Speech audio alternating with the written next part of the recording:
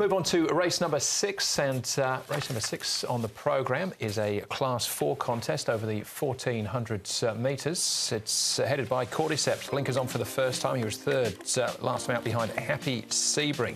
Energetic Class gets the blinkers back on as the cheek pieces come off. High Rev, pretty good on debut behind Smiling Pride. He gets the blinkers on for the first time. Noble to Love is first up since March. Smart Rocket, cheek pieces on. Victorious Leader gets the blinkers back on, as does Happy Force. Majestic Endeavour, all kinds of gear changes with him. Tom's Dragon gets barrier 14 and Sam Cliverton can't draw a gate.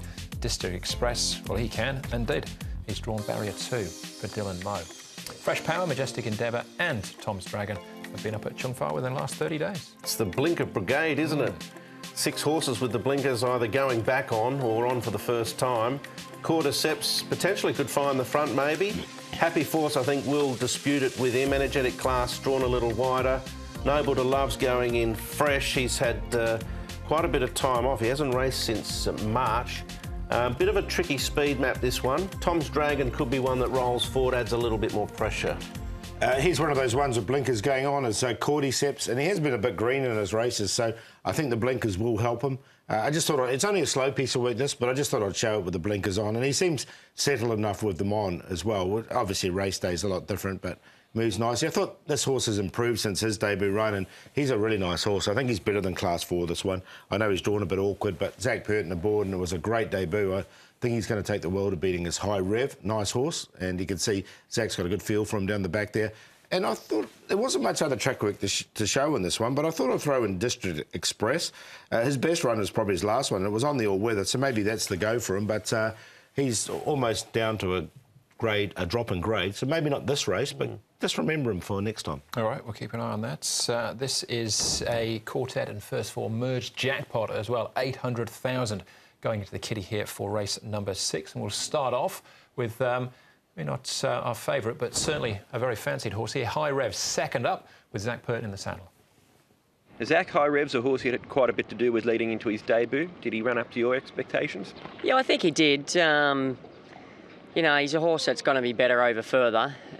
He's still quite inexperienced in a few things that he does, but I thought it was a decent effort first time out. What about his work since then? He's continued to progress along nicely. You know, once again, like I said, he's going to be better when he gets up over ground, and he hasn't drawn a nice gate this time, so it's going to be a lot harder for him this time. What would you do from there? Let's just see what David wants to do. I'll let him work that out. And the blinkers on for the first time, is that something you suggested? Well, he wanted to hang in when I wanted to come out at the top of the straight last time, and he's always been a horse that's a thinker in the mornings, so it can only be a benefit, I think. From that first up run, do you feel there's been improvement? I wouldn't say he's jumped out of the ground. I thought he had a nice enough prep going into that, and I think we'll see the best of him once he gets up over more ground. He's still a colt as well, High Rev, by Fastnet Rock. Barrier 13, blinkers on. Yeah, wonder why that's probably where he's doing all that thinking in the morning, maybe. Hey, Paul. Yeah, it could well be. It could well be. I think he's going to win, though. I like the horse. I know Zach's playing it down a bit, but we've seen that a bit before as well. But I just, from barrier number 13, you know, he'll get in a nice, cosy position somewhere, and with those blinkers on, I think he'll run over the top of them. Yeah, he's definitely got an engine. We saw it even in his trials before the first start. He just builds slowly and slowly, but more distance will suit him better down the track. All right, OK, that's High Rev. Cordyceps, the next one we see. A winner on his final start last season. It looks like he's working towards another one. Yeah, blinkers on. Top weight, barrier 9. There is some awkwardness in those two predicaments, I think. We're not sure how the pace is going to go. It's a bit of a tricky speed map. He's a definite inclusion for your triple trios and so forth. The blinkers, I think, will help. I've actually left him out because I just wondered where he might end up. There's some chance he could end up 3 deep, no cover. That'd be tough with all that weight. Yeah, I've got him in for second because he has had some tough runs, this horse, and he has boxed on nice enough. I think this horse will go well too, Noble to Love. All right, he's a course and distance winner. His only wins course and distance, in actual fact, but first up since March. Yeah, and he won this trial nicely. I thought it was a good trial from this horse. Karis Teton, barrier 1, should get a nice run. Yeah, it goes in fresh because he had a restricted action with his right front back on the 14th. That's why he was scratched from his last intended start in April, and then an injury to both hind suspensory, so some some long periods away from the track. All right, Tom's Dragon, wide gate for him as well, barrier 14. There was money for him last time. There was. He is a horse I thought potentially could roll forward from barrier 14. That's an awkward draw out there. And he has been handy enough in 1 or 2 starts so far. So I'm going to sit on the fence with him from the gate. Yeah, but slightly better work. Yeah, the gate put me off as well. So he's only had the 4 starts, but so he's entitled to improve. All right, OK. High Rev's only had 1 start so far, but sounds like you like him, Paul. Yeah, I do. I think he's a really nice horse in the making. I think the blinkers will be good for him as well. So as Zach said, he's a bit of a thinker. So he's on top to beat Cordyceps. And he's another one with blinkers on for the first time. Noble to Love, we'll put him in there for 3rd. I know he's had that big time off, but his trial was pretty good and he looks forward for a good run here.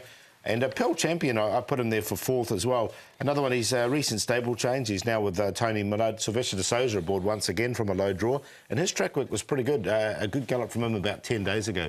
5, 1, 6 and 12, but I think the 5 will win. Going to go with a horse called Happy Force. Drawn low here, blinkers on. Drawn 10, actually. That's not low, but I think he'll fire out. And it'll seem like barrier 1 when he finds the front of the rail, hopefully. His first 2 runs have been OK, behind Happy Tour and Smiling Pride. And former Armin Lee horse now with Benno Jung. So I'm going to take a little chance with him to run a decent race. High Rev. Majestic Endeavour's another one I think could run a race at a bit of a price. He's had some gear changes as well. Nice trial from him at Chunfar not that long ago. And Noble de Love's been off the scene for a long time, but he's drawn well and his form was good before he suffered those problems. So 10, 5, 11, 6. Cordyceps is obviously one you'd want to include. Yep, I've got him in as well, but I'm with High Rev. I think it was a really nice debut and it could well improve off that as well, despite that wide gate.